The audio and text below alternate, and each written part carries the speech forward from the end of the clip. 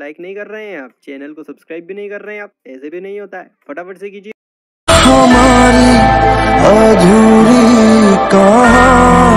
तो दोस्तों आप सभी का वीके मैथमेटिक्स में स्वागत है।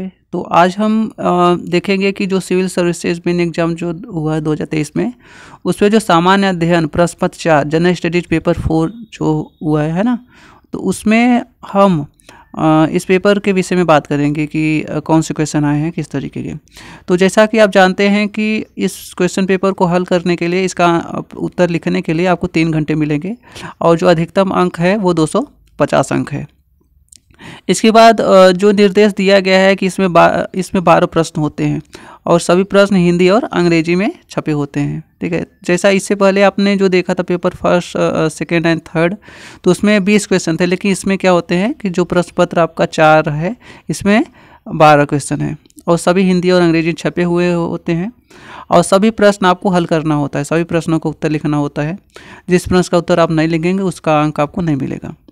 इसके बाद जो भी प्रश्न होगा उसके सामने वो प्रश्न कितने अंक का है वो उसके सामने लिखा रहेगा। ठीक है, इसके बाद प्रश्न मतलब प्रवेश पत्र में आपका यदि हिंदी में माध्यम है तो आपको हिंदी माध्यम में उसका उत्तर लिखना पड़ेगा और यदि अंग्रेजी माध्यम है तो अंग्रेजी में उसका उत्तर लिखना पड़ेगा। ठीक है, इसके बाद शब्द सीमा का भी आपको ध्यान में देना है। जितना शब्द सीमा लिखा है दिया है, ना तो उससे बहुत ज़्यादा अधिक होना चाहिए, ना तो बहुत ज़्यादा कम होना चाहिए। ठीक है, तो ये इसका निर्देश है। इसके बाद चलिए आगे। तो चलिए अब हम क्वेश्चन की बात करते हैं। जो पहला क्वेश्चन का जो ए वाला है, भारत में कॉर्पोरेट शासन के संदर्भ में नैतिक ईमानदारी और पेशेवर क्षमता से आप क्या समझते हैं? उपयुक्त उदाहरण देकर स्पष्ट कीजिए। इसे 150 शब्दों में लिखना है और इसके लिए 10 अंक निर्धारित है ना। जो कॉर्पोरेट शासन, इसका मतलब है कि जैसे कि बहुत सारे देशों में जैसे पूंजीवादी आपने सुना होगा। ठीक है, तो जो पूंजीवादी कोई सरकार है तो पूंजीवादी जो अर्थव्यवस्था होती है उसमें जो बिजनेसमैन होती है सरकार उनके अनुसार फैसले लेती है। भाई ले भी क्यों ना, क्योंकि पूंजीवादी ही जो बिजनेसमैन होते हैं वही तो डायरेक्ट टैक्स ढेर सारे देते हैं, तो है ना, और इससे बहुत सारे लोगों को रोजगार भी मिलता है। तो इसकी वजह से नैतिक ईमानदारी और पेशेवर क्षमता से आप क्या समझते हैं उसके विषय में आपको लिखना है ना। जो बी वाला जो क्वेश्चन है, अभी पहले का जो बी, संसाधन के अभाव से ग्रस्त राष्ट्रों की मदद के लिए अंतर्राष्ट्रीय सहायता एक स्वीकृत व्यवस्था है।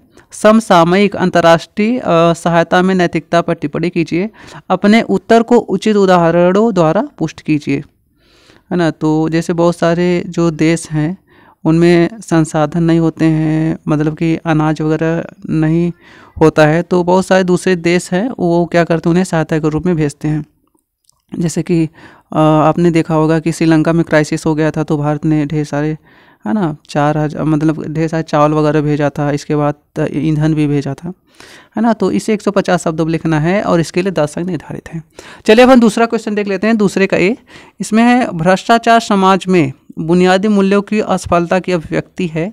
आपके विचार में समाज में बुनियादी मूल्यों के उत्थान के लिए क्या उपाय अपनाए जा सकते हैं? Corruption is the manifestation of the failure of core values in the society. In your opinion what measures can be adopted to uplift the core values in the society, है ना।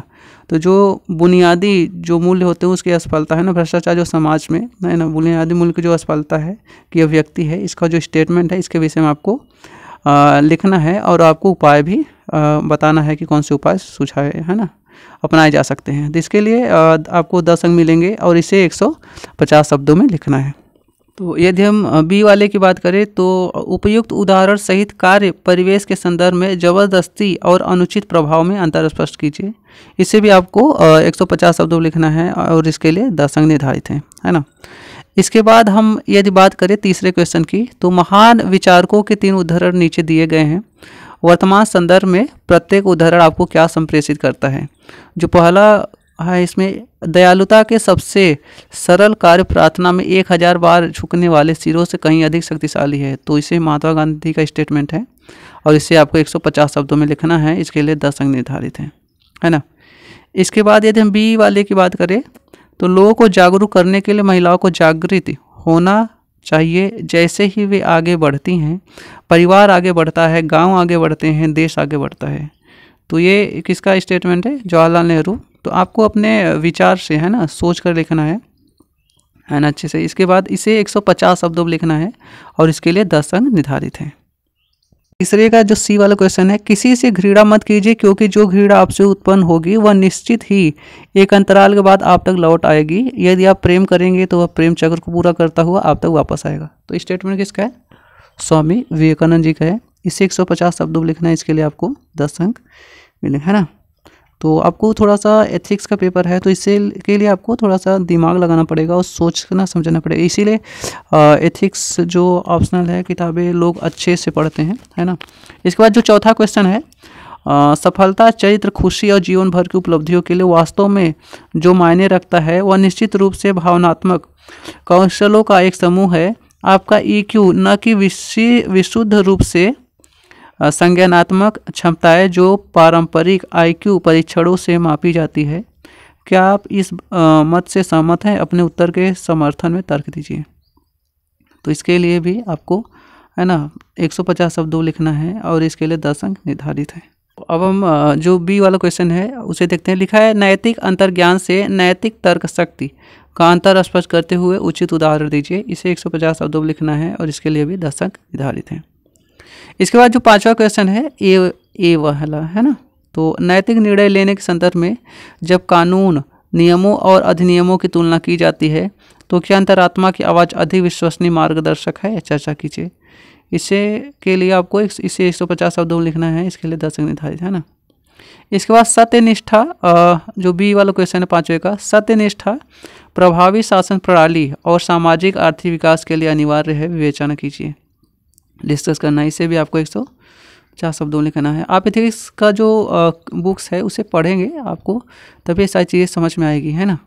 और थोड़ा सा सोचने का तरीका भी आपको बदलना पड़ेगा, है ना। इसके बाद जो छठा क्वेश्चन है, छठे का जो ए है, गुरु नानक की प्रमुख शिक्षाएं क्या थी? समकालीन दुनिया में उनकी प्रासंगिकता की व्याख्या कीजिए, है ना। इसे भी 150 शब्दों लिखना है, इसके लिए 10 अंक निर्धारित हैं। छठे का जो बी वाला क्वेश्चन है, सामाजिक पूंजी की व्याख्या कीजिए, यह सुशासन वृद्धि कैसे करती है? तो ये इसे भी आपको क्या करना है, 150 शब्दों में लिखना है और इसके लिए आपको 10 अंक निर्धारित हैं, है ना। तो सेक्शन बी में क्या है कि जो 7वां क्वेश्चन है इसमें देखिए पैसे दिया गया है और नीचे 3 क्वेश्चन दिए रहेंगे, उसी का आपको आंसर देना है। जैसे जो पैसे दिया है, कई सालों से आप एक, जैसे पैसे जो दिया है, कई सालों से आप एक राष्ट्रीयकृत बैंक में कार्यपालक के रूप में कार्य कर रहे हैं। एक दिन आपकी एक नज़दीकी शख्स ने आपको बताया उसके पिताजी दिल की बीमारी से पीड़ित हैं और उन्हें बचाने के लिए तुरंत ऑपरेशन ज़रूरत है। उसने आपको यह भी बताया कि उसके पास कोई बीमा नहीं है और ऑपरेशन की लागत लगभग 10 लाख रुपये होगी। आप यह भी जानते हैं कि उसके पति नहीं रहे और वह निम्न मध्यम वर्ग परिवार से है। आप उसके हालात से सहानुभूति रखते हैं, हालांकि सहानुभूति के अलावा आपके पास रकम देने के संसाधन नहीं है।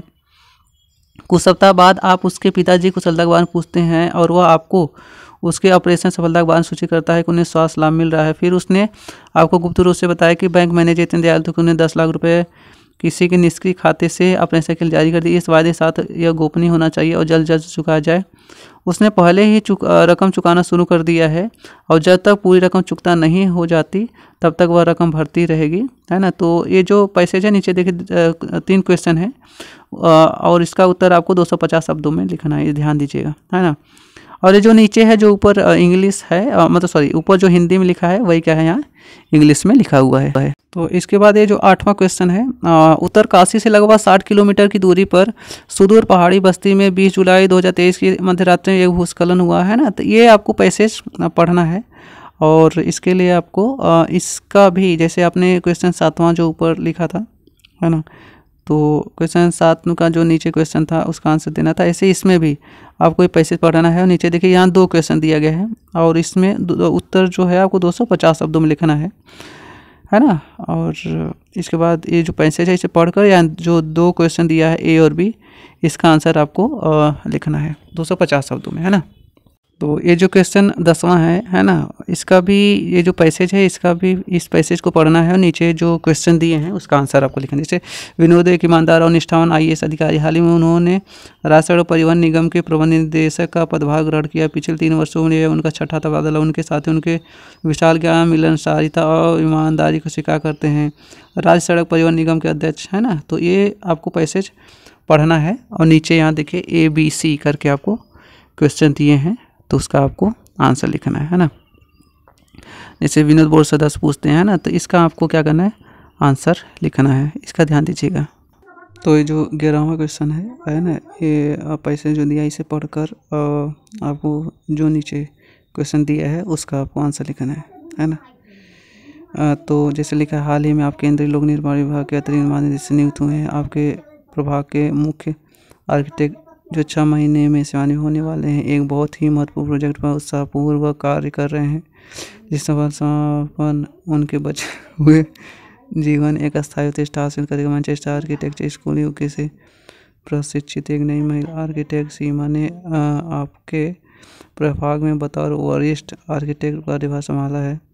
इस प्रोजेक्ट के बारे में विवरण देने के दौरान सीमा ने कुछ सुझाव दिए जो न केवल प्रोजेक्ट में मूल्य वृद्धि करेंगे बल्कि प्रोजेक्ट की समापन अवधि भी घटा देंगे। इससे मुख्य आर्किटेक्ट सुरक्षित हो गया और सारा से सीमा को प्राप्त होने की उन्हें लगातार चिंता होने लगी। नतीजतः उसने सीमा के प्रति एक निष्क्रिय और आक्रामक व्यवहार अपना लिया जो सीमा के लिए अपमानजनक हो गया। सीमा उलझने पड़ गई क्योंकि मुख्य आर्किटेक्ट उसे नीचे दिखाने कोई भी मौका नहीं छोड़ते। तो जो मतलब पैसे दिया इसका देखिए ABC करके 3 क्वेश्चन दिए गए, इसका आपको आंसर 250 शब्दों में लिखना है। ऊपरी मामले कौन से नैतिक मुद्दे शामिल है ये बताना है। इसके बाद जो B वाला क्वेश्चन है, प्रोजेक्ट को पूरा करने के लिए तथा सीमा को संस्था बनाए रखने के लिए आपके पास क्या विकल्प उपलब्ध है। इसके बाद C जो है, सीमा की दुर्दशा के लिए आपकी क्या प्रतिक्रिया होगी। संस्था में ऐसी घटनाएं रोकने के लिए आप क्या कदम उठाएंगे। ठीक है, तो ये जो 3 क्वेश्चन दिया गया है इसका आपको उत्तर 250 शब्दों में लिखना है। तो अब हम 12वें क्वेश्चन की बात करते हैं। भारत के एक मंत्रालय में यहाँ देखिए पैसे दिए गए हैं और नीचे आपको इसी पैसे में से आपको आंसर लिखना है ना। यहाँ देखिए ये पैसे दिया गया है और नीचे आपको क्वेश्चन। तो ये जो 12वां जो क्वेश्चन है उसका जो पैसे दिया है, यहाँ देखिए 2 क्वेश्चन भी दिया यह है, इसका आंसर आपको 250 शब्दों में लिखना है। यदि हम पहले क्वेश्चन की बात करें, ठीक है, तो यहाँ आप ऐसा लिख सकते हैं, है ना। ये देखो जो ऊपर मतलब हिंदी में था, यहाँ क्या है, नीचे इंग्लिश में है। ठीक है, तो ये इंग्लिश में है तो आप हिंदी में। यहाँ देखिए जो क्वेश्चन आपका है, ऊपर केस स्टडी को आधार बनाकर सोशल मीडिया के उपयोग में शामिल नैतिक मुद्दों पर चर्चा कीजिए। इसका B अपने परिवार के खिलाफ फर्जी प्रचार का मुकाबला करने के लिए तथ्यों को सामने रखने हैं। तो आपके पास social media bye bye tata goodbye गया।